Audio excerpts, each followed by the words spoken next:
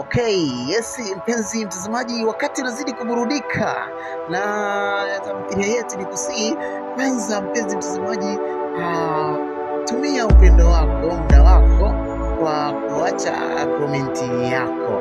Yes, kwamba unaitizama series hii ukiwa pande zipi, ukiwa location ipi mpenzi mtazamaji. Kama unatokea hapa Tanzania, basi acha komenti yako, lakini pia taja mahali ulipo, idha mkoa gani unaona.